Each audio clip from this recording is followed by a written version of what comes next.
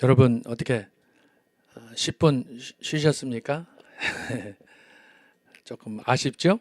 그렇지만 바로 또 강의에 들어가도록 하겠습니다. 자, 두 번째 시간 강의에 앞서 다시금 우리 우남 이승만 박사 노래 나의 조국 대한민국 그리고 박정희 대통령의 기념 노래 혁명의 불꽃처럼 두 곡 듣고 잠시 쉬어가도록 하겠습니다. 자, 듣고 강의하겠습니다.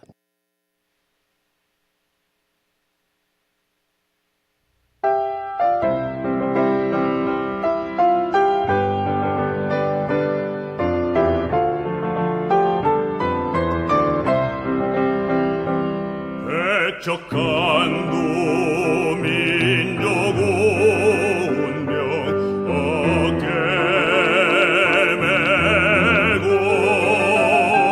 열강들의 각축 속에 독립을 이뤘네. 자유민주 시장 경제 공매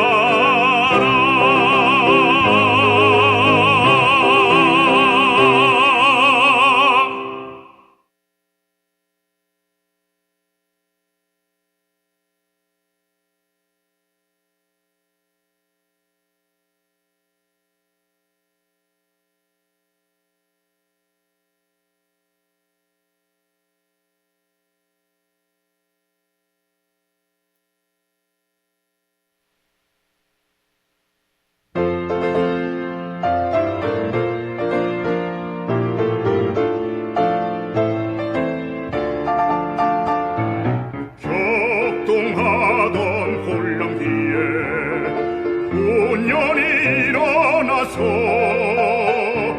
허리띠 졸라매고 밤낮 없이 땀을 흘렸네.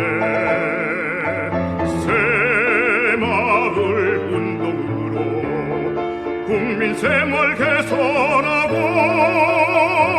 산업을 발전시켜 한강 기적 이룩했네. 한평생을 조국 위해 이한 목숨 바쳤건만 하늘이 정한 운명 피하지 못하였네. 오늘은 세계로 내일은 미래로 한겨레의 민족권을 세계 속에 휘날려라.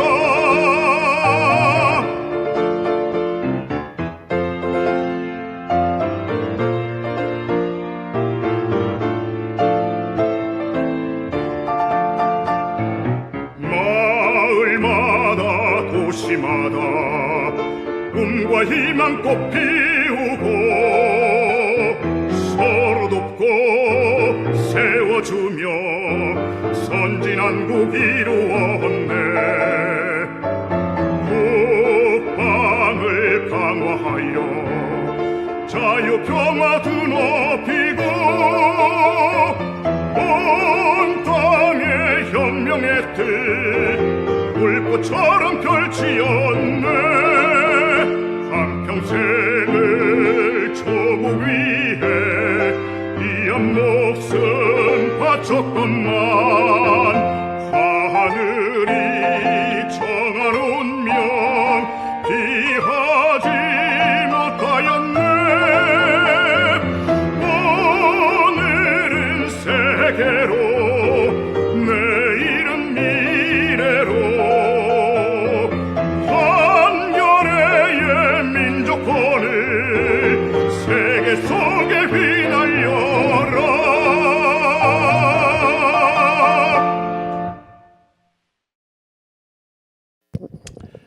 예, 여러분 음악 잘 들으신 줄 압니다. 그러면 오전에 이어서 계속 그 강의하도록 하겠습니다. 아까 살펴본 3페이지 중간 부분 찰스 시미온 우리가 봤는데 그 아래 이후 독일 자유주의 신학의 도전 속의 화란과 구미의 개혁주의 신학자들과 사상가들. 자, 여기 두 줄이 굉장히 중요합니다. 자, 1850년대에 일어났던 제기되었던 교회 밖의 세속주의 운동 도전, 그것은 제가 세 가지 얘기했어요. 진화론, 그리고 공산주의 혁명, 그 다음에 칼 융의 꿈의 해몽, 소위 사상적 어떤 이변, 도전으로 교회는 그야말로 치명타를 입었다. 창조론이 이때 무너지는 거예요. 그리고 소위 신앙 중심의 그런 기독교 공동체가 공산주의, 사회주의로 인해서 이게 무너지는 거예요. 그 여파가 여러분 독일, 유럽, 미국을 완전히 그때 쓸어버리 평정시키는 거예요. 지금 저 미국의 해리스 대통령 후보 나오잖아요. 그 사람들 지금 그 여러분 유튜브를 보면 알겠지만 바이든보다 더 진보적인 뭐 이런 지금 그 계속 여론이 지금 평가들이 나오지 않습니까? 지금 미국의 그 미래는 마치 우리나라 현재 민주당의 미래와 같은 아주 정말 심각한 상황입니다. 만약에 미국이 무너진다, 세계가 무너지는 거 아니겠습니까? 팍스 아메리카나가 이게 무너져 버리면 끝나는 거예요. 지금 세계를 주도해야 되는데, 자 그런 상황에서 여기에 결국은 결정타는 뭐냐? 자유주의 신학. 자유주의 신학은 교회 내에 존재하는 거예요. 자 아까 제가 세 가지 얘기했어요. 저기 사유주의 칼 막스, 공산주의, 진화론, 그 다음에 꿈의 해몽을 위한 이런 것들은 그래도 교회 밖에서 일어났던 운동이라고 할 수가 있는데, 교회 안에서 일어난 운동으로 자유주의 신학은 뭐냐? 하나님의 직접 도전하는 거예요. 하나님의 권위를 부정하고 하나님 말씀을 부정하고, 이게 자유주의 신학의 핵심이에요. 그들의 신앙은 뭐냐? 창조주 하나님 안 믿어. 하나님의 성경 말씀을 믿지 않아. 예수 그리스도의 구원자로서의 부활 믿지 않아. 내세도 믿지 않아. 그래서 이제 19세기 말세로 말로 가면은 1850년대, 1890년, 2000년, 이제 1850년에서 1890년, 1900년, 1910년, 1920년 이때 가면서부터 이제 종말론을 둘러싼 아주 치열한 또 신학 논쟁이 이때 붙는 거예요. 그러면서 형성된 것이 소위 복음주의, 신복음주의, 자유주의 신의 근본주의, 이때가 막 1900년대를 정점으로 해가지고 그야말로 교회가 아주 심각한 위기를 맞게 된다. 그 천병이 자유주의 신학이다. 독일의 튜빙겐 대학교다라고 하는 거예요. 제가 말씀했어요. 문서설이다. 성경은 하나님의 말씀, 전적인 하나님의 계시의 영감으로 기록된 말씀이 아니다라고 하는 거예요. 그래서 부분 영감도 나오는 거예요. 부분 영감, 사상적인 영감도 나오는 거예요. 이게 무슨 말이냐? 성경이 있잖아요. 여기 성경이 있어요. 성경이 창세기부터 계시록까지 전체 하나님께서 계시로 1.1획이라도 성경에 기록이 됐지만 그렇게 계시된 것이 아니고, 사상만, 구원받도록 하나님의 은혜만, 사상만 기록됐지 문자는 아니다라고 하는 거예요. 이게 사상 영감설이에요. 또 하나는 뭐냐 하면은 부분 영감이에요. 여러분, 우리가 신앙생활을 하다 보면 어떤 때는 특별히 금식 기도를 하고 은혜를 사모하고 성경을 읽고 하다 보면 나도 모르게 막 흥분을 해. 나도 모르게 막 모든 것들이 다 업돼 가지고 기도도 하다 보면 막 그냥 막 하늘 창이 열리고 계시가 막 임할 것 같은, 나도 이해를 할 수 없는 그런 흥분 상태에 빠질 때가 있단 말이죠. 그러면은 우리가 어떻습니까? 은혜를 받든 기도를 하든 뭐 금식을 하든 하다 보면은 자기가 하나님 된 것 같아.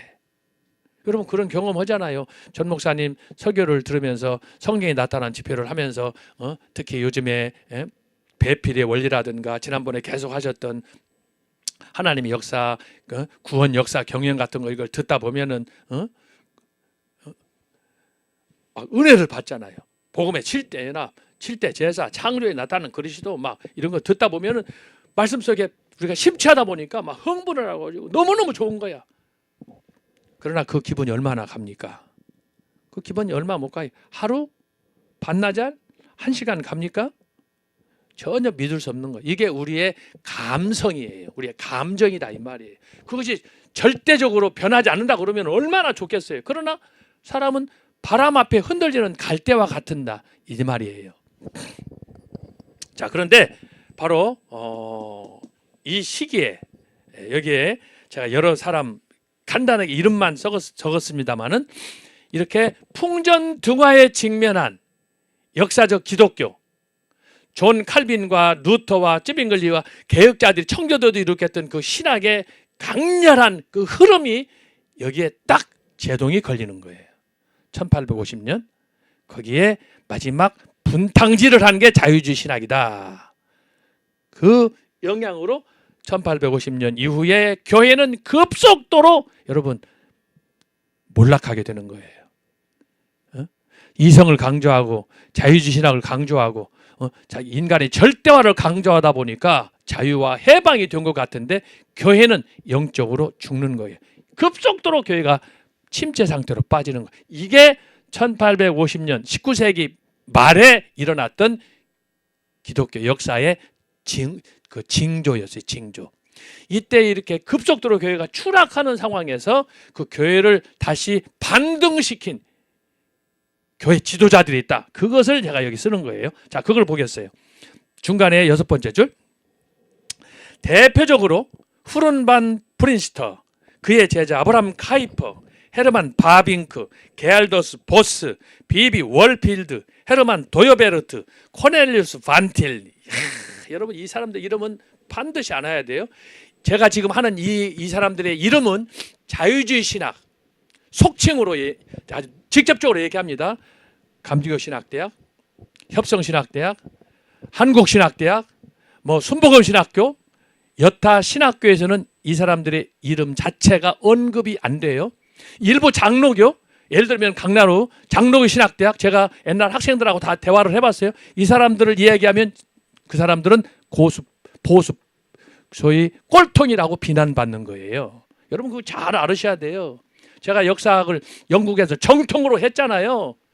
그 사람들한테 이 사람들을 얘기하면은 지금 어느 시대인데 저는 꼴통, 보수 꼴통을 얘기하냐는 거예요. 그러나 여러분 정광 목사님 설교하셨지만 아브라함 카이퍼가 아니면 지금 보수 신학계 정치가 무너지는 거예요. 심각한, 저 사람들이 이 위에서 교회를 살려낸 사람들이에요. 저 사람들 누구냐? 보수 개혁 청교도 신학의 지도자들이다. 이때 그러니까 19세기 말 1850년, 60년, 70년, 80년, 90년, 1920년대까지 저 사람들이 소위 보수 교회, 개혁 교회를, 칼빈주의 교회를 일으켰던 주역들이다 이 말이에요. 근데 저 사람들을 심지어 제가 직접 얘기하잖아요. 강나루 장신대학교, 그리고 침례기 신학교, 침례신학 이런 데서는 저 이름도 잘 몰라요. 저 사람들을 그만큼 신학의 계보가 다르기 때문에 다른 거, 저 사람들을 몰라요. 저 뿌리가 바로 여러분 정광훈 목사님이 추구하는 애국운동 정통 장로교 신학의 뿌리라는 걸 여러분들이 아셔야 돼요. 제가 저걸 연구를 한 거예요. 그래서 지금 우리가 종교개혁을 우리가 공부합니다마는 지금 세계관에서 하기 때문에 세계관에 대해서 어떤 것이 어디로 가야 되느냐, 여러분 길은 두 가지밖에 없어요. 성경 한번 찾아봐요. 자, 마태복음 한번 찾아봐요. 마태복음 7장 13절 14절. 여러분 어디든지 길은 두 가지밖에 없어요. 자, 마태복음 7장 13절 14절 예수님의 말씀이에요. 이 말씀은 타협할 수가 없어요.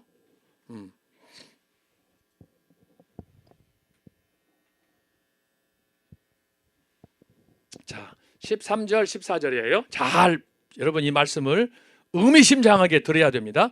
자, 13절. 좁은 문으로 들어가라. 멸망으로 인도하는 문은 크고 그 길이 넓어 그리로 들어가는 자가 많고. 14절. 생명으로 인도하는 문은 좁고 길이 협착하여 찾는 이가 적음이니라. 여기서 좁은 길, 생명으로 인도하는 길, 자유주의 신학이 아니에요. 좁은 문으로 들어가라 13절 말씀했어요. 좁은 문은 뭐냐? 개혁주의, 보수 신학을 얘기하는 거예요. 자유주의 신학, 인본주의 신학, 헬레니즘 신학은 다 죽는 거예요. 여기에 문서설이 있는 거예요. 문서설은 저런 거 안 믿는 거예요. 저 무슨 개벽대 같은 소리 하냐는 거예요. 네? 제가 여러분 정통신학을 했기 때문에 정광 목사님 광화문에서 애국운동을 통해서 만났기 때문에 뭐가 저하고 정 목사님을 하나로 묶었느냐? 말씀, 계시, 생명, 구원, 이것이 하나가 됐기 때문에 저뿐만 아니에요. 손은배 교수님이나 변성국 교수님이나 이분들이 다 우리가 하나가 되어서 정 목사님을 돕는 이유는 뭐냐? 하나님의 말씀이 아니면 아무것도 도울 수 없는 거예요. 그래서 여러분 그 성령의 나타남 집회를 통해서 경험하지만 우리가 말씀의 은혜를 받으니까 사람들이 구름 때처럼 몰려다니잖아요. 그거 아니면은 어떻게? 누가 거기 가서 자리 지키고 앉았습니까? 금식하면서 갑니까? 월화수목금토 거기 내내 가서 앉아 있습니까? 누가 광화문에 나옵니까? 적어도 저와 여러분에게는 말씀 때문에, 신학 때문에 그러는 거예요. 제가 이렇게 세게 하다 보니까 그래 너 잘났다라고 하는 사람도 있을지 모르겠어요. 그러나 여러분 저는 양심에 부끄럽지 않게 제가 하는 거예요. 제가 지금 하는 이 얘기, 아까 사람들 신학자들 이름이 나왔는데 이 사람들에 대해서 강의하고 교육하는 신학교는 보수 신학밖에 없어요. 그래서 여기 주자 중요한 사람들 이름이에요. 교회가 심각한 풍전등화의 위기에 빠졌을 때 이 교회를 건지기 위해서 말씀을 붙잡고 나갔던 그 사람이 미국의 프린스턴 대학교에서 나와가지고 신학교를 세웠던 웨스트민스터 코넬리우스 반틸, 이런 사람들이 되는 거예요. 메이첸 박사 이분들이 그 교회를 지키는 거예요. 이게 말씀 사수, 하나님의 계시, 문서서는 가라, 투빙계도 가라, 자유신학도 가라. 그래서 논쟁을 벌이게 되는 거예요. 그래서 아까 제가 마태복음 읽잖아요. 좁은 문으로 들어가라. 좁은 문이 뭐예요? 생명의 길, 십자가의 길. 예수님이 말씀하셨다. 내가 곧 길이요 진리요 생명이니. 여러분 그 길은 좁고 아무나 갈 수 없는 것이에요. 요즘은 현대화되다 보니까 교회를 다녀도 다 자기식으로 막 교회를 다니고 신앙생활 하는 거예요. 그러면은 구원이 없는 거예요. 여러분, 내 방식대로 믿으면 구원은 없는 거예요. 하나님이 어떻게 말씀을 통해서 나에게 말씀을 주셨느냐? 그 말씀을 믿고 따라갈 때 거기에 구원이 있고 거기에 희열이 있는 거예요. 그래서 전광훈 목사님의 설교를 통해서 저도 은혜를 받고 거기에 감동을 먹고 2000년 사이에 없는 이런 말씀과 계시를 하나님께서 전광훈 목사님에게 주셨다. 제가 변순복 교수님, 서른배 교수님, 저 김철원 교수님, 그래서 거기서 은혜를 받는 거 아니면 저뿐입니까? 우리뿐입니까? 그래서 말씀 중심으로 돌아가야 돼. 백투더 바이블 해야만 우리가 사는 거예요. 그래서 제가 여러분 강조하지만 주변에 교회가 많다고 해서 신학교가 많다고 해서 두려울 건 아니에요. 문제는 바른 교회, 제대로 된 교회, 성경적인 교회, 하나님 말씀이 살아있는 숨 쉬는 그런 교회, 이게 제대로 된, 이걸 찾아가야 되는 거예요. 그래서 광화문에 모이는 거예요. 그리고 여기 제가 지금 여러 사람 있지만 아까 제가 아브라함 카이퍼 얘기하잖아요. 아브라함 카이퍼는 초기에는 자유주의 신학자였어요. 신학을 하고 목사 안수 받을 때까지만 해도 자유주의 신학자였어요. 그러나 자유주의 신학으로 목회를 해보니까 하나님 말씀도 안 믿어. 지가 하나님이야. 성경은 편집되어 있어. 뭐 자유주의 신학이니까 내세도 안 믿어. 부활도 안 믿어. 그러다 보니까 여러분 목회가 되겠습니까? 아브라함 카이퍼 처음에 목회했을 때 목회 말아먹었어요. 목회가 안 되는 거야. 요즘도 저는 그래서 가만히 생각해 봐요. 자유주의 신학을 배워가지고 하나님의 주권과 능력과 구원과 계시와 내세 이런 걸 믿지 않은 상태에서 목사가 돼서 목회를 한다. 이 새끼들은 개새끼들이지. 그리스도를 빙자해서 사기치는 거 아닙니까? 한 말씀은 해봐요. 내 말이 틀렸나? 이런 사기꾼들이 지금 주변에 널려 있어. 혹시 나는 광화문에도 그런 사람 있지 않나 의심을 하는 사람이에요.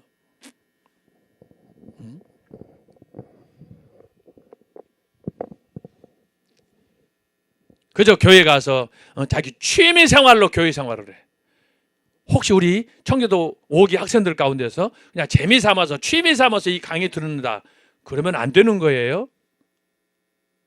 제가 여러분들 취미 활동하라고 여러분 여가 생활을 위해서 내가 이렇게 지금 열변을 토하고 강의하는 거 아니에요. 저는 적어도 여러분의 영혼이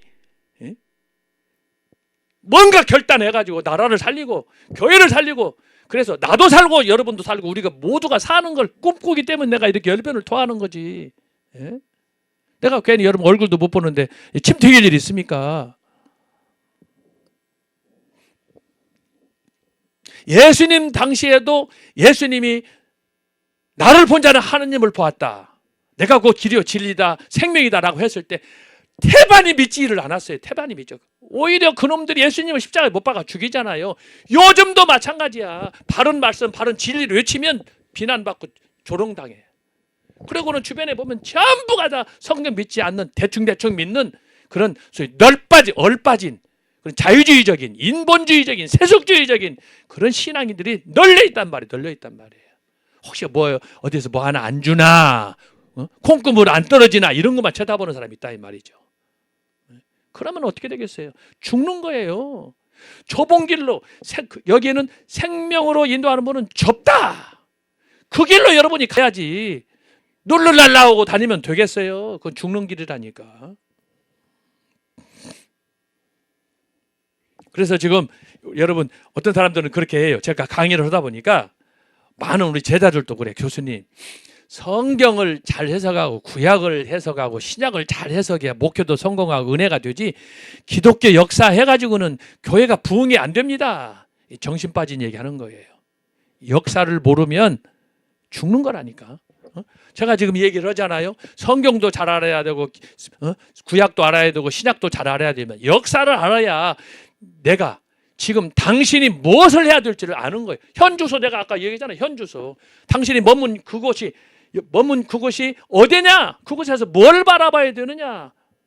자기를 부정하고 하나님을 보고 하나님이 위대하시면 경이로움을 찬양하고 그렇게 나가야 되는 거예요. 그게 저의 신앙이자 저의 신조예요. 이 신앙이 나를 영국에서 10년 동안 유학하도록 가진 것도 없고 배운 것도 없고 능력도 없었지만 하나님이 저를 지탱한 유일한 근원지였어요.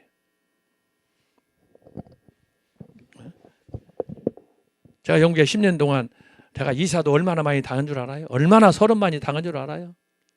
눈물로 세세우고 내가 여러 번 얘기했죠. 12번 쓰러져가지고 죽을 뻔했어요. 이러면 공부하다가 인생이 끝나는구나. 절망에 빠진 적도 한두 번이 아니에요. 그러나 그걸 극복했기 때문에 내가 이렇게 강할 수 있는 거예요. 알았어요? 그걸 이겨냈기 때문에 남들이 할 수 없는 걸 내가 했기 때문에 얻었기 때문에 내가 강렬하게 여러분한테 도전하는 거예요. 혹시라도 우리 내 강의 어떤 교수나 박사들이나 목사들이 들으면 정신 차려야 돼. 사람마다 주신 은사가 다르지만 하나님이 나에게 주신 은사, 나는 고난 속에서 핀 마치 장미꽃과 같은 사람이에요. 나요 진짜 내가 이걸 다 할 수가 없어요. 저를 아는 우리 스승 교수님 한 분이 그랬어요. 어쩌다가 서희환 교수는 영국에 유학 가가지고 그렇게 팔자에 없는 고생을 하나. 그러나 제가 그 교수님보다 박사학위를 먼저 받았어요. 나중에 만났어요. 그때 그분이 뭐라고 한 줄 아세요? 서희환 교수를 저를 보더니 개천에서 용났다고 했어요. 진짜 용났어요. 저는 모든 걸 내려놓고 도우실 자가 어디가 있는가 오직 하나님만 바라보면서 매일 기도하고 참 감사한 것은 그때 그 시절을 돌아보면 매일 눈 뜨고 나서 하루를 시작하면 하나님께서 그날 살아갈 것을 그림으로 그려주는 것처럼 쫙 앞에 보이는 거예요. 까마귀를 통해서 먹여주시고 때때로 너무 힘들고 고생할 때 친구들이 와서 교수들이 와서 나를 도와주고 참 상상도 할 수 없는 그런 일 2000년 3000년 전에 일어났던 모세 당시 일어났던 여호수아 일어났던 예수님 당시 일어났던 그런 기적이 나한테 일어나더라고. 그래서 내가 그런 체험 속에서 고난 속에서 내가 아까 말씀하잖아요. 나는 한 송이 장미꽃으로 감히 어떻게 내가 그런 분에 넘치는 이런 은혜를 받을 수 있었겠습니까?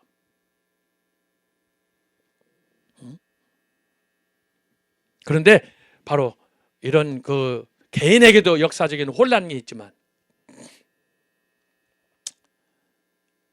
교회도 단체도 나라도 이런 어려움이 있고 그런 가운데서도 저와 여러분의 역할 사명이 얼마나 중요한지를 알아야 되는 거예요. 그래서 중요한 건 뭐냐? 제가 기독교 2000년 역사, 초대교회, 중세교회, 종교개혁 이렇게 쭉 강의를 합니다마는 저에게는 역사적인 맥이 있는 거예요. 흐름이 있는 거예요. 그 흐름의 정점에 뭐가 있느냐? 성부, 성자, 성령, 하나님 절대적인 하나님의 주권과 통치. 어떤 면에서 그것이 저의 전체 초대교회사, 중세교회사, 종교개혁사의 주제고 저의 박사학위 논문의 주제예요. 나는 그렇기 때문에 단순히 논문을 써서 책을 내서 뿐만 아니라 저의 모든 제가 교회 개척에서 주일마다 예배를 보잖아요. 저의 설교의 메시지 핵심이 뭐냐? 항상 하나님 앞에서 고람되어 신학이에요. 나는 그분 떠나서는 아무것도 할 수 없어요. 나는 여전히 하나님 앞에서 어린아이와 같고 나는 무지에 목매한 죄인 중에 괴수고 언제나 철이 들지 모르는 항상 어린아이 3살 배기 4살 배기와 같은 나 자신의 모습을 내가 발견하는 거예요. 그래서 여러분 앞에 시로 여는 종교개혁사 시를 한 편 한 편 써서 여러분한테 올릴 때마다 나는 나 자신을 처절하게 내가 비판하면서 처절하게 자신을 내가 냉철하게 내 자신을 살피면서 주여 그 시 한 편이 저의 기도고 저의 삶의 신앙 고백이에요. 여러분들 뭐 떼창에서 같이 읽읍시다. 뭐 같이 시로 연이가 한번 합시다. 따라서 합시다. 그 정도가 아니에요. 저는 그 시 한 편 한 편이 제 인생 고백이에요. 그렇게 가볍게 보면 안 되는 거예요. 오늘 이 순간이 저와 여러분의 미래를 결정짓기 때문에 내가 이렇게 열변을 토하는 거예요. 이 시간 지나면 다시 오지 않잖아요. 그래서 제가 지금 이미 가버린 역사 1850년대 악몽 같은 그 1850년대 이때를 제가 반추하는 거예요. 그러면서 다시는 이런 시대가 오지 않아야 된다라는 것을 염두에 두면서 제가 그때를 위해서 교회를 위해서 헌신했던 사람들을 제가 여기 명단을 썼는데 이런 사람들의 명단은 여러분 솔직하게 물어보세요.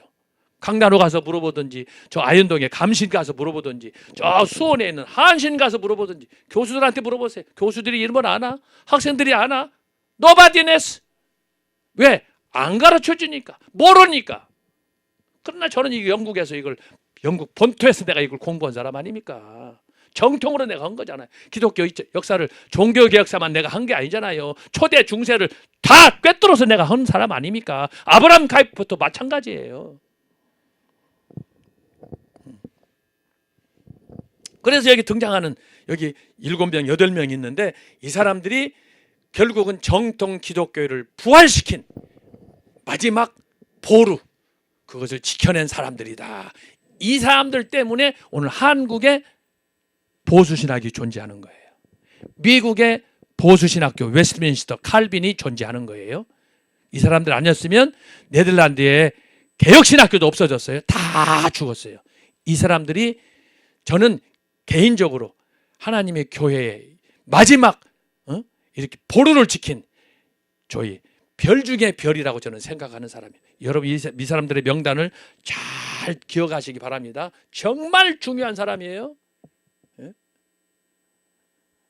우리 한국교회로 말하면 1930년대에 이북의 평양신학교에 신학 논쟁이 붙었어요. 그 논쟁 가운데 한국신학대학을 설립한 김재준 목사라는 사람이 있어요. 송창근 목사도 있어요. 그때 이 사람들은 조선신학교를 세워가지고 교단을 장로교회 뿌리에서 이탈해가지고 조선신학교, 지금 한국신학교가 됐어요. 근데 이때 당시에 자유주의 신학을 배워가지고 자유주의 신학, 성경을 부정하고 영감을 부정하고 성경을 편집됐다고 할 그때에 미국에서 유학 오고 돌아온 박형룡 박사, 초대 총신대학교 초대 총장이에요. 그분이 오셔가지고 그 사람들에 대해서 당신들은 자유주의자다, 당신들은 비성경주의자다, 이걸 비판해가지고 그들을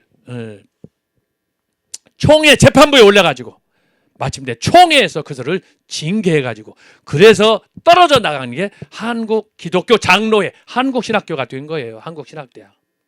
그때 이 자유신학, 신신학에 도전을 받았을 때 그걸 지킨 사람이 누구냐? 총신대학교 초대 총장 박형룡 박사예요. 한국교회의 조리신학에 기초를 놓은 사람. 그리고 그분과 함께 쌍벽을 이루는 양박씨라고 그러는데 박윤선 박사, 한국인 최초의 성경 전체 주석을 쓴 세계적으로도 되지 않는 그런 분인데 박윤선 박사, 박형룡 박사 두 분이 손을 잡고 총신대학교를 세운 거예요.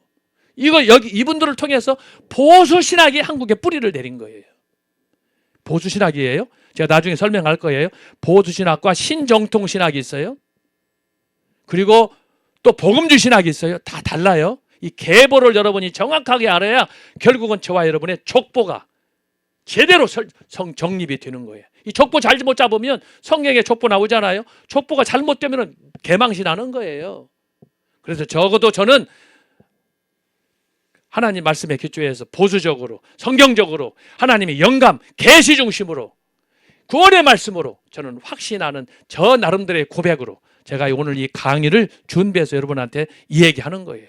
이 사람들이 아니었으면 현재 세계 개혁교회 보수교회는 전멸했어요. 이 사람들 때문에 살아났어요. 이것은 마치 오늘 한국 정치사와 똑같아요. 지금 국민의힘과 이 일부 보수주의가 있는데 여러분 지금 어떻습니까? 지금 존재 자체가 풍전등화 아닙니까? 그런데 여러분 보세요. 민주당과 저 좌파들의 세력들을 여러분 보시죠. 이것과 같은 그런 분위기가 이때 있었다 이 말이에요. 완전히 사면을 다 감싸가지고 종교개혁 때부터 내려왔던 이 종교개혁의 이 신앙 전통을 완전히 무시해버리고, 그리고 거기에다 자유주의 신학으로 교회를 세우고. 여러분, 자유주의 신학 자체는 구원이 없어요. 십자가의 원수예요. 내가 하나님 되는 거예요. 자유주의 신학, 자유, 프리덤 아닙니까? 누구도 돈 타치야 네 맘대로 하겠다는 거예요. 그러면 그게 되냐 이거야. 여러분, 자유롭게 한번 살아봐요. 되는가? 여러분, 망하는 길이에요 그게. 그러나 사람들 그걸 좋아해요. 그래서 성경 생명으로 인도하는 물은 좁고 길이 협착하여 찾는 이가 적다. 멸망으로 인도하는 물은 크다고 그랬잖아요. 왜? 지방식대로 하니까. 그래서 내 삶의 철학으로 하니까. 그러니까 세계관이 개판이지. 그러나 적어도 저와 여러분은, 우리 청교도 신학원 여러분들은 정말 그렇다. 여호수아 24장 15절에서 여호수아가 고백하는 것처럼 나와 내 집은 여호와만 섬기겠다. 어떤 변화가 와도 흔들리지 않겠다. 내가 너에게 가르친 모세로부터 배웠던 그 하나님으로부터 받은 계시를 따라서 내가 마지막 운명하고 죽는 그 이후라도 나와 내 자손은 오직 여호와만 섬기겠다. 하나님 솔라피데 신앙으로 가겠다. 그 말이에요. 이것을 지킨 사람이 여기 지금 명단에 나와 있어요. 이 시기에 이제 독일로 가면 여러분들이 잘 아는, 혹시 들었을 거예요, 칼 바르트. 저는 개인적으로 그 사람이 위대한 20세의 신학자라고 하지만 신학적인 그 족보에서 봤을 때에는 심하게 말하면 사탄의 얼굴을 한 천사였어요. 제가 나중에 이것도 신학도 얘기할 거예요. 왜 제가 이렇게 얘기하는가? 20세기에 돌아와가지고 1900년대 30년이잖아요. 30년, 40년, 50년, 60년, 70년대까지 한 50년 진행되는 가운데 신학은 복음주의, 근본주의, 개혁주의, 이것이 아주 강력한 도전 속에서 서로 대립하고 투쟁을 했어요. 그렇게 해서 생겨난 것이 보수주의의 심볼은 총신대학교, 신정통, 칼 바르트의 신학을 중심으로 한 게 강나루, 똑같은 장로교회예요. 달라요. 이렇게 해서 교단마다, 제가 그래서 가끔씩 얘기하잖아요. 교단을 보면 그 신학을 안다. 그렇습니다. 그러나 또 이제 그 교단에 속해 있지만 어떤 개인변, 그 교회에 따라서는 교단하고 다른 보수 신학을 추구하는 교회들이 또 있어요. 예를 들면 한국신학대학 그러면 거기는 성경을 부정한다고 그랬잖아요. 김재준 목사, 김정준 목사, 송창근 자유주의 신학의 대부들이잖아요. 안병문 목사 옛날에 뭐 서남동 다 그 사람들이 70년 80년대 민주화의 거물들이에요. 다 자유주의 신학한 사람이에요. 거기에 도올 김영옥도 있어요. 이 사람 말이에요. 엉터리 신학을 배워가지고 지금 개털 뽑고 있잖아요. 이게 자유주의 신학 때문에 그러는 거예요. 성경을 안 믿잖아요. 도올이 김영옥이가 성경 믿는 거 봤어요?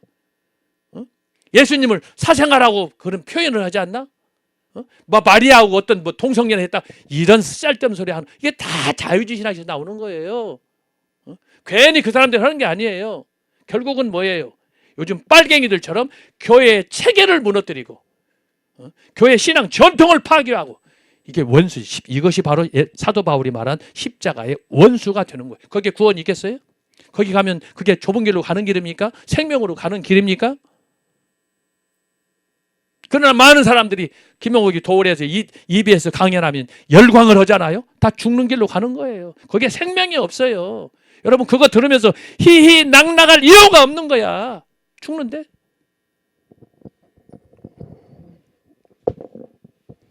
그래서 제가 오늘은 좀 세게 얘기합니다. 그래서 신학의 계보를 여러분들이 잘 잡아야 돼요. 목사 되려고 라이센스 따는 거 뭐 필요할 수 있겠어요? 그러나 그보다 더 중요한 거, 신학교를 잘 선택하고, 그리고 어떤 말씀, 신학을 잘 배울 건가. 정말 하나님께서 내 영혼을, 내 생명을, 나를 통해서 하나님의 역사를 일으킨다라는 이런 확정된 신앙이 아니면 아무런 의미가 없어요. 적어도 저는 그런 신념에서 제가 여러분한테 지금 강의를 하는 거예요. 그래서 여기 지금 제가 기록했던 몇 사람들 이름이 나오잖아요. 이 사람들이 바로 이 교회의 격변기에 자유주의 신학으로 세속 문화로부터 도전받았던 풍전등화 상황에서 교회를 지켜낸 마지막 사수들, 의인들, 제가 여기다가 기록을 한 거예요. 이 사람들이 주로 누구냐? 여러분, 현재 네덜란드, 도버 옆죠. 영국하고 프랑스하고 붙어있는 조그마한 그 나라 있잖아요. 네덜란드. 그 나라에서 배출된, 지금도 그렇지만 그 당시로 봐서도 마치 우리나라 지금 남한과 같은, 남한보다도 더 적은 나라야. 조그마한 나라인데 그 나라에서 몇 사람들이 결속해가지고 보수주의, 개혁주의 운동을 일으켰어요. 그 사람들 이름이 여기 나오는 거예요. 다시 한번 읽어봐요. 자, 아브라함 카이퍼, 헤르만 바빙크, 게알더스 포스, 비비 월필드, 헤르만 도요베르트, 코넬리우스 반틸, 이렇게 나가는 거예요. 이 사람들이 결국은 성경의 권위를 짓밟고, 그리고 기독교적인 전통을 무너뜨리려고 하는 이 자유주의 신학, 이성주의 신학, 세속주의 신학, 이거에 대해서 맞서서 오직 보수 신학으로, 오직 예수 그리스도의 십자가 신학으로, 그래서 이 추락했던, 급속히 추락하던 그 교회의 신앙 전통을 다시 리커버한, 회복시킨, 부활시킨 그런 주역들이다라고 하는 거예요. 자, 그런 면에서 여기 후른반 프린스터, 그의 제자 아브라함 카이퍼, 헤르만 바빙크, 게알더스 포스, 비비 월필드, 헤르만 도요베르트, 코넬리스 반틸, 영국의 복음주의자들, 대표적으로 프란시 쉐이퍼, 나브리사여, 닥터 마틴 노이 존스, 존 스타트, 제아이 패커 등을 세워 기독교 세계관 확립에 크게 사용을 하였습니다. 굉장히 중요한 거예요. 제가 짧게 썼습니다만은 바로 이때가 1850년대 이후 격변기에 1930년대부터 1970년, 80년까지 전체적으로 보면 한 80년 정도 이 어간에 세계의 교회는, 세계의 신학은 요동쳤다라고 하는 거예요. 그 전에 초대교회, 중세교회 때도 있었어요. 있었지만 그 이전에 어느 시기보다도 이 시기는 가장 혹독한 시련의 시기였다라는 걸 여러분들이 기억하시면 좋겠습니다. 자, 그러면 자 3페이지로 가서 3페이지 그 이후에 한번 부탁드려요. 이들 중에, 자, 제가 지금 여러 사람들 이름을 얘기했죠. 자, 이들 중에 특별히 영국의 지도자들은 20세기 초 UCCF, 제가 그 IBF 학생운동 얘기를 조금 했죠. 자, Universities and Colleges of Christian Fellowship을 창설하여 활동하였으며, 이게 뭐냐? 영국에 있는 대학들이 좌경화되니까 그 대학을 살려보자라고 해서 뭉쳤던 학생운동이에요. 그리고 1950년대 IVF, 인터버시티 크리스찬 펠로십을 확대 개편하여 방황 중의 젊은 지성인들을 일깨웠습니다.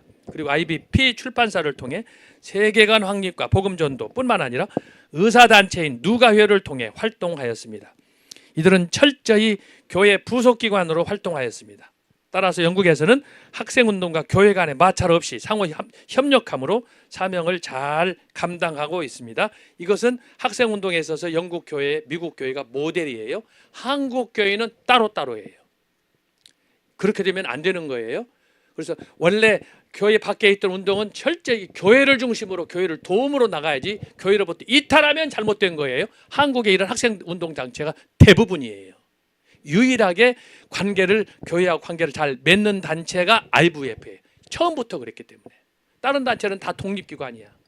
여러분들 아시겠지만, 제가 뭐 구체적인 이름은 안 하더라도 여러분들이 기억하실 걸로 압니다. 그 다음에 한편 한국 IVF는 영국 본부의 도움으로 1956년 창설되었으며 1957년 이듬해 CCC, 이후 USB, UBF, 조이, 내비게이터, 한사랑, 최근에는 UBF에서 독립한 CMI 등이 태동하였습니다.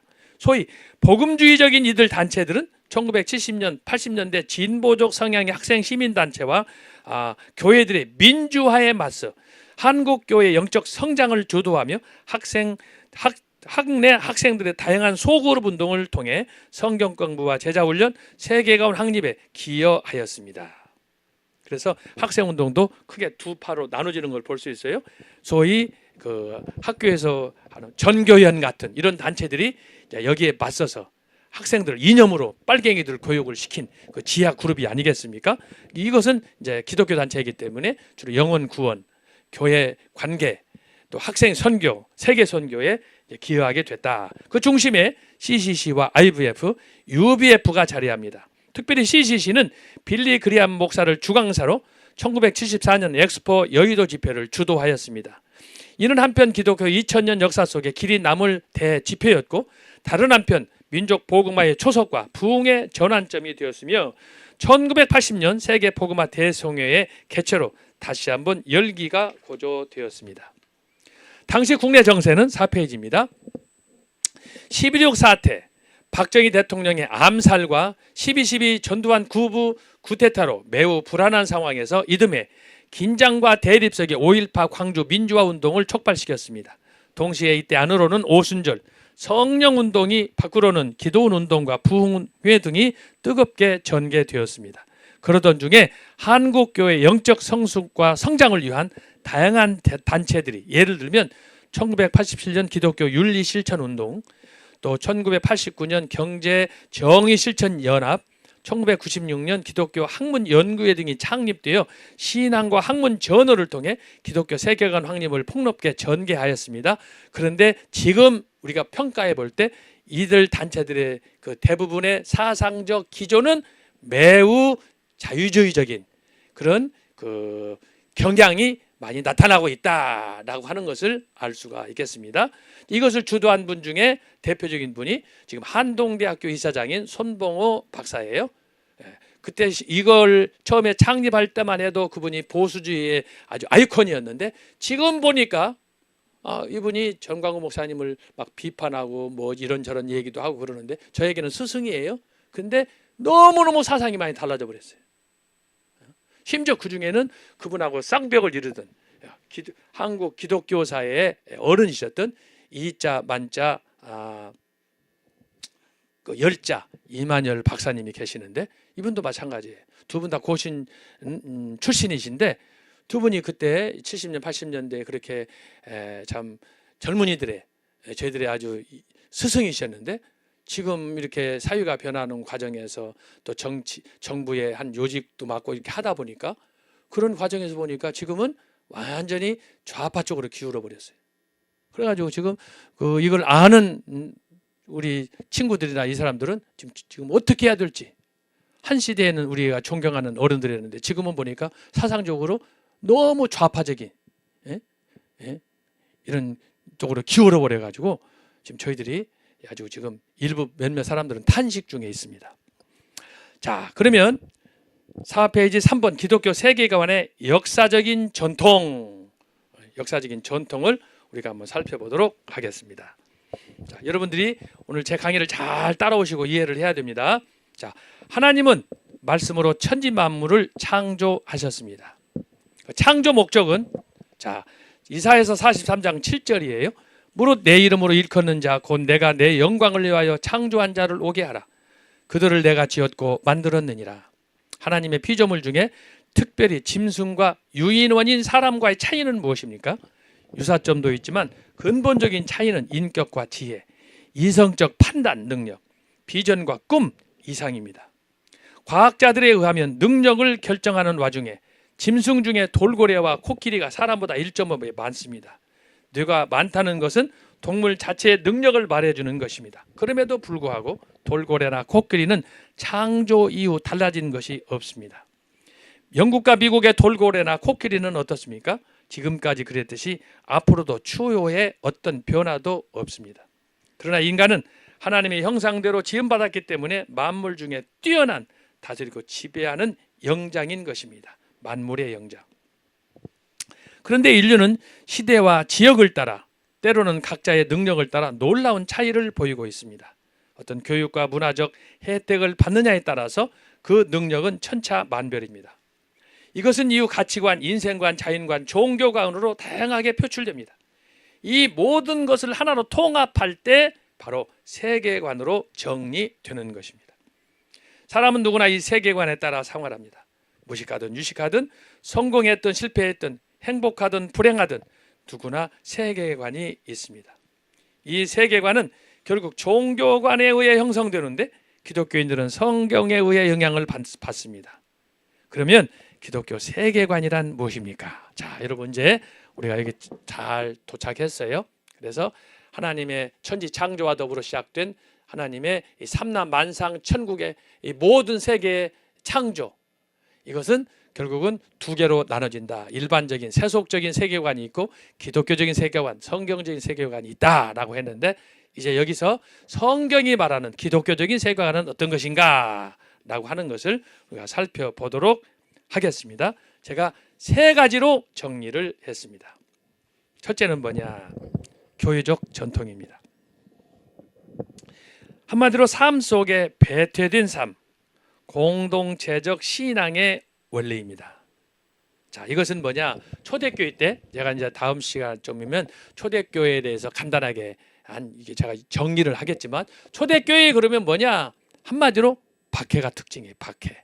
로마 시대의 로마 황제들의 박해. 이 박해는 10번 크게 일어나서 그것을 10대 박해라고 하는데, 최초로 박해했던 사람이 여러분 잘 아시는 네로 황제라고 하는 거예요. 네로 황제는 아주 천재예요. 사실은 우리나라 연산군처럼 천재인데, 이 사람이 어느 순간에 삐딱하다 보니까 천재가 이렇게 악동으로 변질돼 가지고 자기 아내로부터 자기 자식들 다 주변에 있는 사람 죽여버리잖아요. 그 영화 중에 하나가 나타나는 게 베너 아닙니까? 베너. 여러분, 그래서 많은 기독교인들을 죽이고 심지어 로마에다가 불을 질러가지고 지금부터 2000년 전에 로마시 3분의 1이 불타가지고 아주 잿더미가 되고, 그런데 지가 불질러 놓고 그것이 문제가 되니까 그걸 기독교인들이 불질렀다고 그래가지고 기독교인들은 모든 죄를 뒤집어 씌워서, 그래서 기독교인들이 또 막 거기 콜로세움에 가가지고 거기서 많은 사람이 죽음을 당하지 않습니까? 바로 그런 배경이에요. 그래서 여기서 말하는 초대교회의 교회적인 전통이란 뭐냐? 고난 속에 박해 속에 그들은 뭐예요? 오직 하나님의 말씀. 그들에게는 뭐 자유주의 신학이니 세속주의 신학이니 이런 게 없었어요. 오직 순수한 그 신앙으로, 예수님의 그 말씀의 신앙, 재림의 신앙으로 그들이 똘똘 뭉쳐가지고, 그래서 그것이 나타난 게 뭐냐? 히브리서 11장이잖아요. 히브리서 11장 한번 찾아봐 읽어봅시다.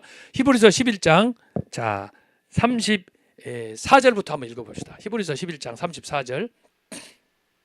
자, 여기 보면 33절부터 자, 저희가 믿음으로 나라를 이기기도 하며 의를 행하기도 하며 약속을 받기도 하며 사자들의 입을 막기도 하며 불의 세력을 멸하기도 하며 칼날을 피하기도 하며 연약한 가운데서 강하게 되기도 하며 전쟁에 용맹되어 이방 사람들을 진을 물리치기도 하며 35절 여자들은 자기의 죽은 자를 부활로 받기도 하며 또 어떤 이들은 더 좋은 부활을 얻고자 하여 악형을 받되 구차히 면하지 아니하며, 참 대단했던 거예요. 36절 또 어떤 이들은 희롱과 채찍질 뿐 아니라 결박과 옥에 갇히는 시험도 받았으며 37절 돌로 치는 것과 톱으로 켜는 것과 시험과 칼에 죽는 것을 당하고 양과 염소의 가죽을 입고 유리하여 궁핍과 환난과 학대를 받았으니, 마지막입니다. 38절 이런 사람은 세상에 감당치 못하도다. 저희가 광야와 산중과 암혈과 토굴에 유리하였느니라. 이 사람들이 다 믿음으로 승리했다. 약속을 받았다 그랬어요.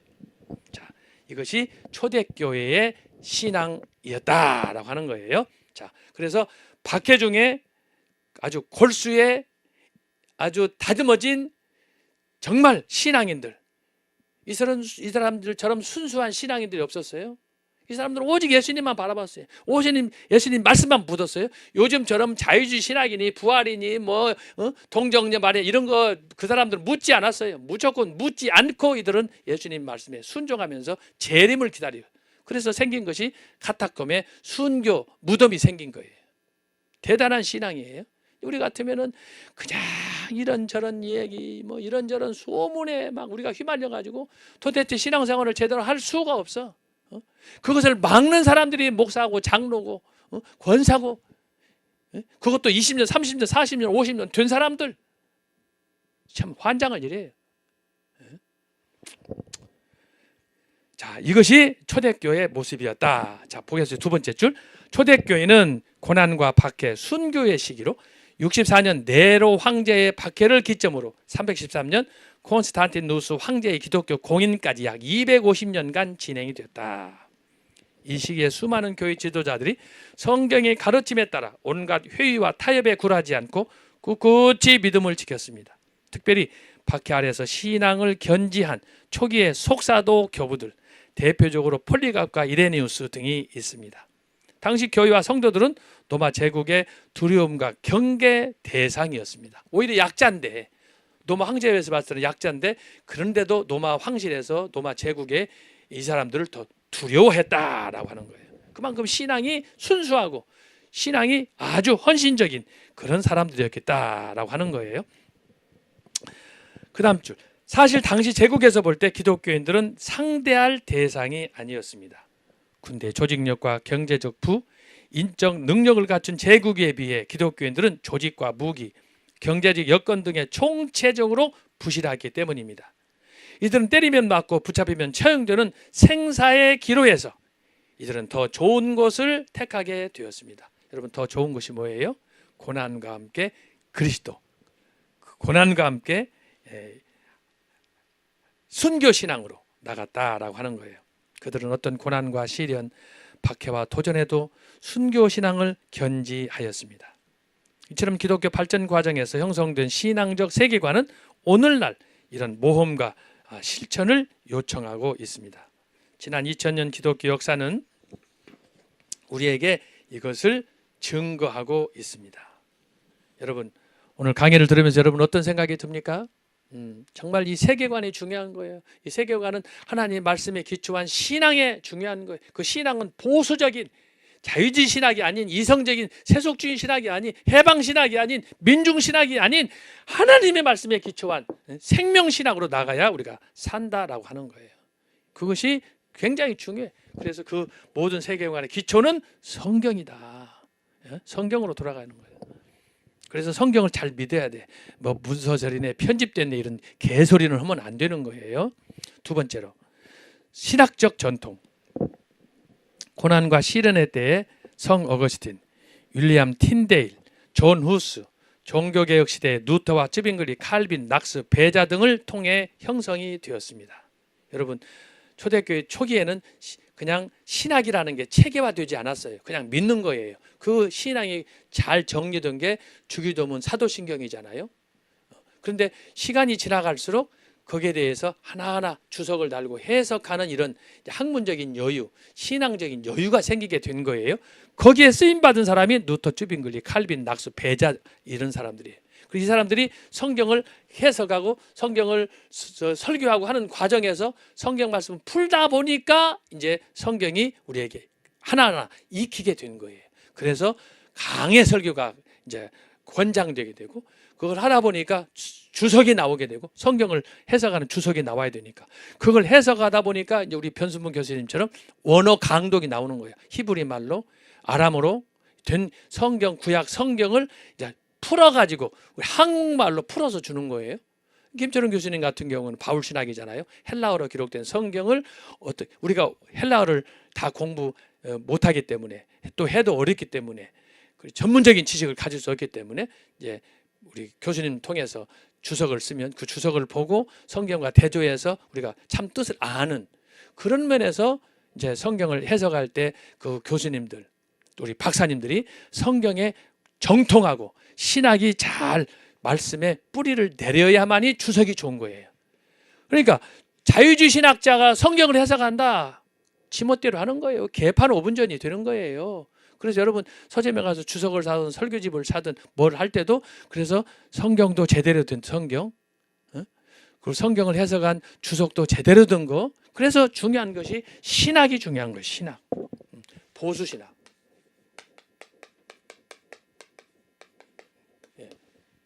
성경에 기초한, 성경을 하나님 말씀으로 믿는, 성경에 기록된 예수님의 탄생과 그 다음에 예수님의 십자가의 고난과 죽음과 장사 지냄과 부활과 장차 천사장의 나팔 소리와 함께 구름 타고 오실 그 주님을 믿는 그 신앙, 이거 거부하면 전부 이단이고 자유주의 신학자들은 이걸 거부해요.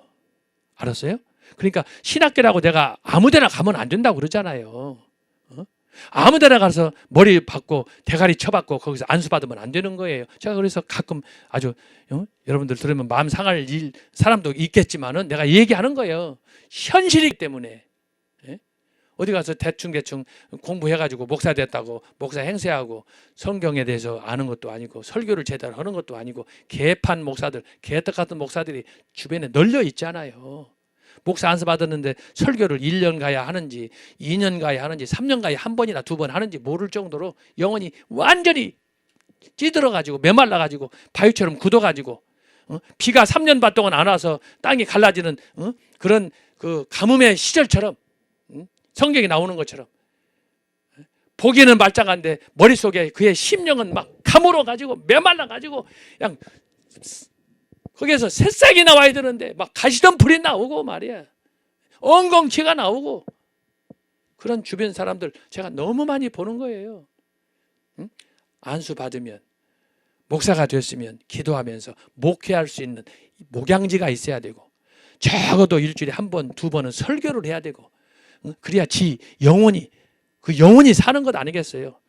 목사 간판 달라고 목사 따놓고 설교가 무엇인지 기도가 무엇인지 그냥 여기저기 보따리 장사해가지고 여기 갑시다 저기 갑시다 쫓아다니고 그러면은 그게 목사예요?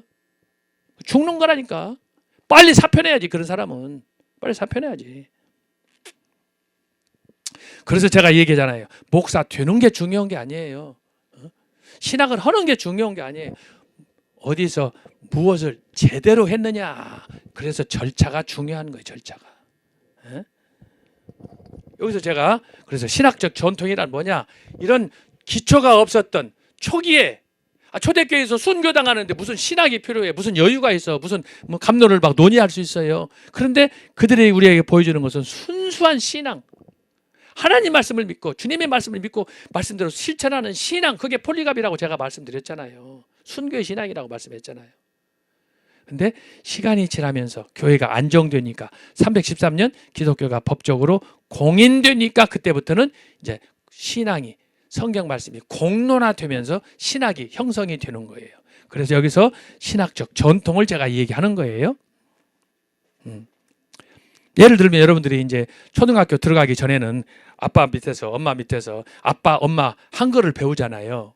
근데 그거 가지고 여러분 그 제대로 구실을 하겠어요? 그래서 초등학교 가서 이제 국어, 산수, 사회, 도덕 이걸 배우면서 나름대로 하나하나 사상이 체계화 되잖아요. 점차 갈수록 단계별로. 그래서 중학교 가고 고등학교 가고 대학교 가고 대학교 가서도 이제 전공을 정하는 거야. 내가 나에게 맞는 그 과목이 뭔가 하나하나. 나한테는 언어가 좋다. 언어를 어학을 택하는 거예요. 나는 어학보다는 사상, 논쟁하는 것이 좋다. 그러면 철학으로 가는 거예요. 나는 이것저것보다 돈 버는 게 좋다. 그러면 경제, 경영으로 가는 거예요. 나는 사람들을 돕고 싶다. 그러면 의사가 되고 간호사가 되는 거예요. 이것을 이제 교회 생활할 때 본인이 정하는 거예요. 그래서 교회 생활 하다 보면 어떤 사람은 그런 사람이 있어요. 나는 구약이 좋아. 나는 구약 중에서도 시편이 좋아. 나는 신약이 좋아. 신약 중에서도 사도 바울이 서신서가 좋아. 복음서 중에서도 요한복음이 좋아. 이런 다양한 그런 칼라들이 나오게 되는 거예요. 그런데 문제는 그 특정한 분야를 강조하면 안 되고 성경 전체, 창세기부터 계시록까지 구약과 신약을 조화를 이룰 수 있는, 이것과 저것을 등한히하거나 소홀하지 않고 이것과 저것을 함께 존중할 수 있는 그런 신앙으로 나아가야 이것이 바로 균형 잡힌 신앙이고 이것이 바로 성경이 가르쳐주는 올바른 세계관이다 이거예요. 알았어요? 그래서 균형을 맞추는 게 중요해요. 균형, 밸런스를 맞추는 게 중요한 거예요. 그래서 이제 초대교회 때는 이렇게 행동하는 신앙을 논리적으로 체계화하는 신앙으로 승화되었고, 특별히 그중에 존 칼빈은 자신의 소명을 이루기 위해 병든 육체를 감싸 안고 죽는 날까지 무엇보다도 게으름과 나태를 극복할 수 있도록 기도하며 집회에 몰두했습니다. 여러분, 존 칼빈에 대해서 시간마다 때마다 막 강의 설교 때마다 많이 듣잖아요. 도대체 존 칼빈이 어떤 사람이야? 한마디로 말하면 이 사람은 지금부터 500년 전에 종합병원이었어요. 설사에, 치질에, 감기에, 골수에, 심장에, 몸에. 그런데 500년 전에 무슨 병원이라고 제대로 있었어요? 병원 간다고 병원 있다 하더라도 치료비가 있었냐고. 그러니까 늘 그냥 기침 콜록콜록 하면서 가래 천식하면서 몸은 빼싹 말라가지고, 여러분 존 칼빈 사진 한번 보세요. 유튜브 들어가 보세요. 빼싹 말라가지고 언제 죽을지 몰라. 그런데도 그 칼빈이, 제가 어디서 감동을 받았느냐, 몸이 허약하니까, 몸이 종합병원이니까 앉으면 자고 앉으면 쉬고 좀 잠자고 싶은 그런 생각이 들잖아요. 그런데 칼빈이 글에다가 이런 글을 써놨어요. 하나님, 내가 주님께 받은 은사가 무엇인지 나는 잘 알고 있습니다. 그 은사가 뭐예요? 설교하는 거, 글 쓰는 거예요. 그런데 내가 이렇게 몸이 허약하다는 핑계로 내가 글을 써서 설교하고 교인들을 양육해야 되는데, 내가 몸이 허약하다는 것 때문에 핑계하고 글도 안 쓰고 설교도 안 하고 누워 있으면 내가 주님 앞에서 뭐라고 변명하겠습니까? 내 설교를 기다리는 저런 청중들, 성도들이 많이 있는데 나 육신 하나 피하라고, 편하라고 내가 쉬면 되겠습니까? 주여, 어느 순간이라도 내가 나를 위해서 게으르지 않게 해 주옵소서. 내가요, 그거 보다가 눈물이 났어요. 마치 내 영혼에 꺼져가는 그 불길 속에 나에게 다시 희망의 불꽃이 솟았어요. 칼빈의 이 기도 얼마나 감동이 되는지 몰라. 내가 병들어서 죽어가는 이것 때문에, 신음하는 이것 때문에, 기침 때문에 내가 힘든 걸 내가 왜 모르겠어요. 자기 자신 더 잘 알지. 매일 콜록콜록하고 각혈하고 설사하고 치질하고 몸이 감당할 수 없는데, 그럼에도 불구하고 그것이 나를 위한 것 때문에 혹시라도 안식하고 쉬고 잠자고 여가를 누린다면, 주여, 이 죄를 어떻게 내가 감당하겠습니까? 게으르지 않는 죄, 내가 나를 위해서 이렇게 태만하지 않도록 주여 나를 불쌍히 여겨 주옵소서. 그래서 칼빈이 54년에 임기를 마치고 죽었어요. 지금 같으면 한참 때 아니에요. 그런데 그는 죽는 날까지, 눈을 감는 그날까지 오직 주님만을 바라보면서, 주님만을 바라보면서. 칼빈이 마지막 기도한 내용이 뭔 줄 알아요? 칼빈이 평소에 그의 삶 속에 54년 동안 살면서 그가 가장 추구했던 그의 주제, 삶의 철학, 신학의 핵심이 뭐냐? 여러분, 칼빈이 주님 앞에 드렸던 그의 마지막 평생을 통해서 했던 기도 중에 기도가 뭐냐? 따라서 합시다. 주여, 주여, 내 심장을 주께 드리나이다. 내 심장을 주께 드리나이다. 칼빈의 기도 제목이었어요.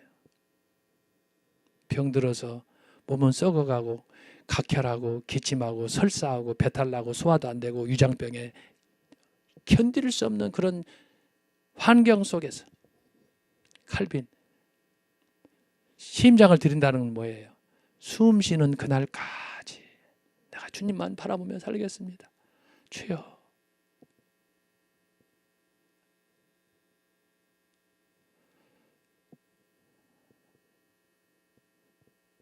주여, 나에게도 부족하지만 칼빈이 가졌던 그 마지막 간절한 소원, 이 종에게도 허락해 주옵소서. 오늘 이 강연을 듣는 우리 모든 학우들에게 이런저런 변명으로 이런저런 일로 자꾸 술수 쓰고 사람을 속이고 그러지 말고, 칼빈처럼 비록 육체는 죽어갈지라도, 몸은 후패할지라도, 썩어갈지라도 내 마음속에 나의 심장, 내가 숨쉬는 그날까지 주여 게으르지 않게 하시고 내 심장을 주에 전해드립니다. 이 심장 받아 주옵소서. 저는 이 말씀, 칼빈의 기도를 생각할 때마다 눈물이 나고 그렇습니다. 주여, 주님의 은혜에 내가 어떻게 보답할 수 있겠습니까? 나의 가는 길을 오직 그가 하시나니 그가 나를 단련하신 후에는 내가 정금같이 나오리라. 욥기 23장 10절. 칼빈의 마음 저와 여러분이 가져야 되지 않겠습니까? 애구건당한답시고 이리 핑계 저 핑계로 이리 뺀들 저리 뺀들 그러면 안 돼요. 여러분 정강 목사님 지금 몸이 건강합니까? 근데도 지방 행사에다가 성령이 나타나면 행사하는 거 보세요. 우리 교심들이 모일 때마다 하는 고백이 있어요. 이야, 어디서부터 저 열정이 나올까? 칼빈과 같은 마음 아니겠습니까? 마지막 죽는 날까지 주여 내 심장을 주께 드립니다. 주의 전에 드립니다. 주여 나를 받아 주옵소서. 그러니까 애국운동이 광화문에 수십만이 모여드는 거고 전국을 어디를 가나 지금 인산인해 이루는 거 아니겠습니까? 신학적인 전통. 저는요 그래서 뭐 루터도 있고 찌빙글리도 있고 여러 사람들이 많이 있지만 왜 사람들이 존 칼빈 하느냐? 칼빈은 다른 개혁자들하고 삶의 방식이 삶의 목표가 조금은 달랐어요. 그런 중환자였다니까. 중환자. 여러분 이 강의 듣는 사람 중에 몸이 불편한 사람 있어요? 에? 칼빈을 보세요. 칼빈은 합병증이야. 한두 가지도 아니야. 병이 15가지야. 그런데도 그런 주여 내가 기침하는 순간에라도 내 몸속에 말로 표현할 수 없는 고통이 임할 그때라도 그것 때문에 내가 나를 위해서 편안하게 나를 위해서 안식하게 나를 위해서 핑계대고 게으르게 하지 않도록 주여 나를 불쌍히 여겨 주옵소서. 54살에 운명했어요. 죽는 날까지 칼빈이 했던 건 뭐냐? 늘 교회에서 일주일에 3번씩 설교하고 그리고 성경 주석을 쓰고 지금 남아있는 칼빈의 주석 저술은 칼빈이 평생 썼던 거에 3분의 1밖에 안 돼요. 나머지는 다 전쟁이다 뭐다 해서 없어져 버렸어요. 그런데도 3분의 1이 남아있는 거예요. 대단한 거예요. 그 모든 책 중에 기독교 강요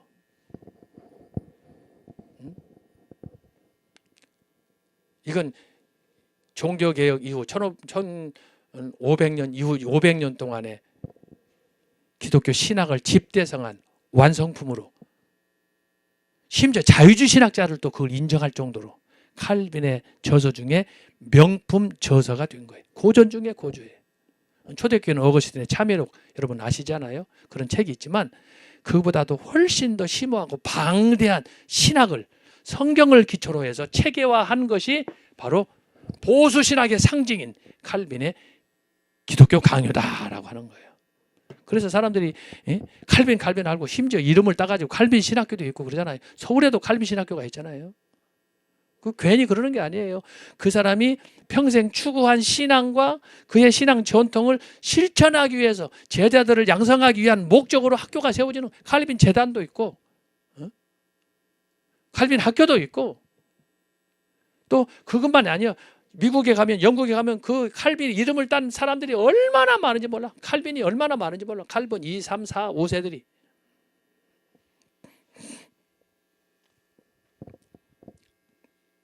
그래서 여러분 우리가 교회에서 자주 다른 사람들도 있지만 존 칼빈의 이름을 우리가 자주 회자시키는 이유도 여기에 있다라고 하는 거예요. 그래서 여러분 기억하시라고 내가 말씀드리는 거예요. 칼빈은 종합병원이에요. 여러분 혹시라도 건강치 못한 몸이 불편한 사람들 있어요? 한두 가지 있죠. 당뇨 대부분, 뭐 가슴이 아파하는 협심증, 심장병, 뭐 뇌질환, 뭐 여러 가지 현대인 알 수 없는 병들이 얼마나 많습니까? 칼빈 당시로 말하면 그때 다 그게 현대병이야. 그런데 그런 칼빈이 하나님 앞에 기도하는 거예요. 나의 나약함이, 나의 병들미, 나의 고통이 내 설교를 기다리고 내 말씀을 기다리고 내가 글을 써서 주석을 하고 해야 되는 그것에 대한 변명이라면 주여 나를 불쌍히 여겨 주옵소서. 그러니까 그는 1.1억이라도 1분 1초라도 자기 자신을 위해서 시간을 쓰지 않았다는 거예요. 그래서 마지막 주여 내 심장을 드리나이다. 당신의 전에 드리나. 이거 사도 바울의 고백 아닙니까? 응? 사도 바울의 고백이에요. 진짜 눈물 나는 얘기예요. 그래서 여러분이 오늘 이 말씀을 잘 기억하고, 우리가 처음에는 신앙생활 할 때 어떻게 사는지 몰라. 그냥 체계도 없이 막 중구난방이야. 막 동서남북 막 마치 올라운드 플레이어 같이. 그러나 신앙생활이 1년, 5년, 10년 이제 성숙해 갈 때, 시간이 연륜이 깊어 갈 때, 그때는 뭐예요? 여러분의 신학이, 내가 믿는 예수 그리스도, 내가 믿는 하나님, 내가 나는 교회, 이 교회의 신앙이 어떠해야 되는가, 여러분 각자의 신학이 쭉 서 있어야 돼요. 그래야 흔들리지 않는 거예요. 이거 없으면 자유신학이 할렐루야인지, 세속주의 신학이 할렐루야인지, 이성신학이 할렐루야인지, 거기에 구원이 있다고 믿는 이런 사람도 나올 수 있어요. 그래서 여러분이 체계를 잘 세워서 흔들리지 않고, 그래서 온전히 사도 바울의 고백처럼 십자가만이 바라보고 십자가만을 증거하겠다고 결단하는 저와 여러분이 되어야 될 줄로 믿습니다. 칼빈처럼 주여 내가 나를 위해서 1분 1초라도 쓰지 않게 해 주옵소서. 그것 때문에 게으러져서 하나님의 뜻을 드러내지 못하는 이런 일은 없도록 주 나를 살펴 주옵소서. 정말 아주 눈물 나는 고백이야. 그래서 내 심장을 당신의 전에. 야, 이런 고백이 미국의 칼빈 신학교가 있어요. 유명한, 아까 제가 신학의 계보 얘기했는데, 자유주의 신학이 무너지고 자유주의 신학이 급성장하고 반대로 보수 신학이 몰라갈 그때 1920년, 30년, 40년대에 미국에서 칼빈의 이름을 따서 칼빈 신학교가 생기고, 또 미국의 웨스트민스터에 웨스트민스터 신학교가 생기고 할 때 이 신학교들이 보수주의 신학이었어요. 그런데 그 칼빈 신학교 교정에 칼빈의 이 말, 마지막 말, 주여 내 심장을 드리나이다, 내 심장을 받아줘서, 그게 학교 비석 묘비에 새겨져 있어요. 기념탑에 새겨져 있어요. 여러분 그렇게 기억하셔서, 그래서 우리에게는 이런 우리가 추종할 수 있는, 본받을 수 있는 그런 지도자가 있다라고 하는 것이 얼마나 감사한지 몰라요. 감사한지 몰라요. 그래서 여러분들이 그걸 생각하면서 그 신앙을 본받도록 우리가 더욱더 힘쓰고 노력해야 될 줄로 믿습니다. 그래서 여기서 강조하는 신학 전통의 체계화의 마지막 정통은 뭐냐? 칼빈의 기독교 강요다. 그것이 곧 보수 신학의 심장이다라고 하는 거예요. 개혁주의 신학, 청교도 신학도 마찬가지예요. 이것이 종합판이다. 그래서 다시 한번 여러분 존 칼빈을 기억하시기 바랍니다.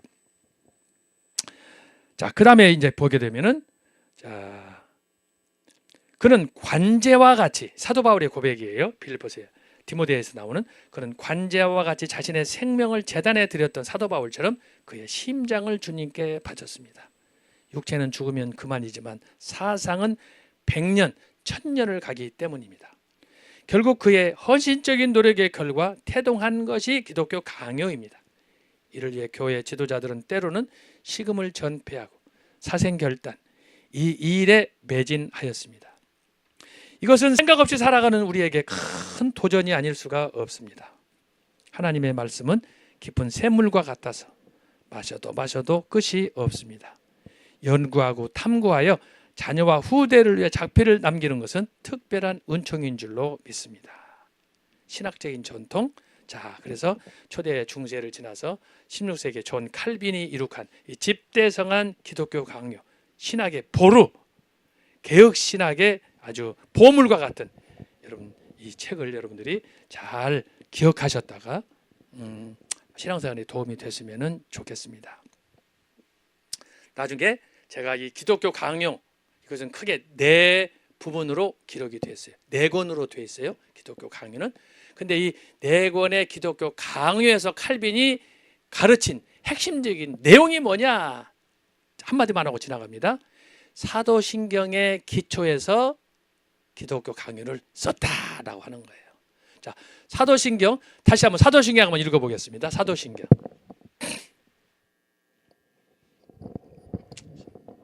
사도신경 여러분 다 아시죠? 예배 때마다 하는 거 다시 한번 읽는 거예요.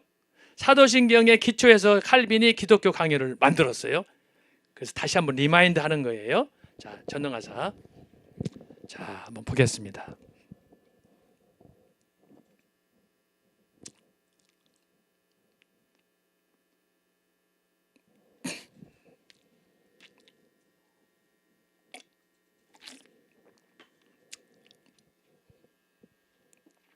여러분들 잘 아시겠지만 음미하면서 잘 보겠어요. 이 사도신경이 칼빈의 기독교 강요의 순서예요.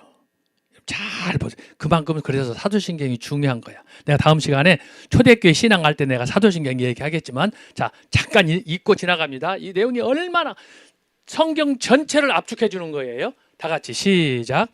전능하사 천지를 만드신 하나님 아버지를 내가 믿사오며 그 외아들 우리 주 예수 그리스도를 믿사오니 이는 성령으로 잉태하사 동정녀 마리아에게 나시고 본디오 빌라도에게 고난을 받으사 십자가에 못 박혀 죽으시고 장사한 지 사흘 만에 죽은 자 가운데서 다시 살아나시며 하늘에 오르사 전능하신 하나님 우편에 앉아 계시다가 저리로서 산 자와 죽은 자를 심판하러 오시리라. 성령을 믿사오며 거룩한 공예와 성도가 서로 교통하는 것과 죄를 사하여 주시는 것과 몸이 다시 사는 것과 영원히 사는 것을 믿사옵나이다. 아멘. 자, 사도신경이 기독교 강요의 책 순서예요. 자, 그래서 이제 기독교 강의를 보면은 사도신경의 그 순서 기록에 따라서 그 기독교 강의가 쭉 절차대로 가는 거예요. 전능하사 천지를 신론이에요, 신론. 그리고 마지막에 오는 것을 믿사옵나이다 그러잖아요. 그 종말론을 얘기하는 거예요. 여기에 신학의 7대 순서, 그것이 거기에 잘 정리되었어요. 이게 사도신경이에요. 그래서 사도신경은 최초의 조지신학 책이에요. 제가 나중에 설명해서 말씀드리겠습니다. 자, 오늘은 그러면 이제 마지막 세 번째로 갑니다. 5페이지 3번. 자, 이 세계관에 있어서 문화 사회적인 전통을 살펴봅니다. 자, 시작합니다. 전통적으로 문화, 사회에 대한 견해는 문화적 클레멘트, 반문화적 터툴리안, 변혁적으로 어거스틴 등 3종류로 구분이 됩니다. 제가 이 부분은 시간이 없기 때문에 초대교회 할 때 제가 말씀을 드릴게요. 한마디로 말하면 뭐냐? 내가 교회를 다니면 세상과 짝을 해야 되느냐, 말해야 되느냐? 짝을 하면 어디까지 해야 되느냐? 이런 걸 얘기하는 거예요. 그래서 이제 전 목사님 같은 경우에, 우리 같은 경우는 애국 운동이에요. 목사가 정치를 해야 되느냐, 말해야 되느냐? 한다면 어디까지 해야 되느냐? 아예 담 쌓고 그냥 교회는 기도하는 일이니까, 영적인 일이니까 전도하는 일만, 설교만 해야 되느냐? 그걸 얘기하는 거예요. 이게 초대교회 때 2000년 전에 이미 이게 문제가 됐던 거예요. 그래서 제가 여기다가 썼는데 이것은 바로 세계관하고 직결된다라고 하는 거예요. 오늘날 저와 여러분 어떻게 살아가야 되느냐? 교회 다니면 기도만 해야 되느냐? 그러면 어떻게 전도해? 어떻게 땅끝까지 가서 제자를 삼어? 이거 벌써 딱 충돌하지 않아요? 그런 부분들에 대해서 여기에서 초대교회 2000년 전에 초대교회 성도들이 우리에게 지혜를 주고 있는 거예요. 이게 문화관에 관련된 부분이에요. 우리가 문화 속, 세계 속에서 살아가다 보니까 그때 이미 제기된 건데, 오늘 우리는 성경 전체를 하나님의 창조 세계에서 봤을 때 세계관에 관해서 어떻게 세상을 봐야 되느냐? 결국은 다 똑같은 문제다, 이 얘기를 제가 하는 거예요. 그런데 특별히 20세기에 들어와서 화란의 아브라함 카이퍼와 헤르만 바빙크, 도이벨트, 볼렌 호렌, 그는 세계 문화를 기독적으로 바꾸려는 문화적, 변혁적 문화를 지속하였습니다. 이들은 각각 신학과 철학, 여타 학문을 통해서 삶의 모든 영역에서 하나님의 뜻을 활발히 전개하였습니다. 따라서 이들은 문화적 사회활동으로 변혁을 시도하였습니다. 모든 기독교인의 전문화 요청입니다. 저와 여러분이 이만큼 책임감을 갖고 살아야 된다라는 의미예요. 사물에 대하여, 직업에 대하여, 신앙과 종교, 특별히 과거와 현재, 미래를 긍정적, 적극적으로 사고하는 것입니다. 그렇기 때문에 우리 기독교 세계관은요 단순한 주제가 아니에요. 삶의 전 영역을 포괄하는 주제예요. 왜냐하면 예수 그리스도께서 사망 권세를 깨뜨리시고 부활하심으로 승리하셨기 때문입니다. 다양한 사회적 요구에 맞서 성경적 신앙으로 새롭게 기독교 문화를 건설하는 것은 현대 교회와 성도의 과제라고 하겠습니다. 자, 그렇게 해서 여러분, 우리가 오늘 성경적 세계관이 왜 중요한가? 정의, 그리고 여기에 필요한 핵심적인 뼈대, 이것을 우리가 오늘 살폈습니다. 여러분들이 이걸 잘 이해하셔서 우리가 신앙생활 하는데 자꾸 우왕좌왕하지 않고 표류하는 사람 되지 않고, 핵심은 뭐냐? 칼빈의 기독교 강해처럼 성경에 몰입할 수 있는, 사도신경으로 돌아갈 수 있는 그 신학의 기초에 살 수 있는, 그러니까 이성이나 전통이나 과학이나 어떤 철학이나 이런 것들을 다 우리가 배제할 수 있는 그런 성경적 신학으로, 성경적 세계관으로 돌아가는 것이 중요하다. 알았어요?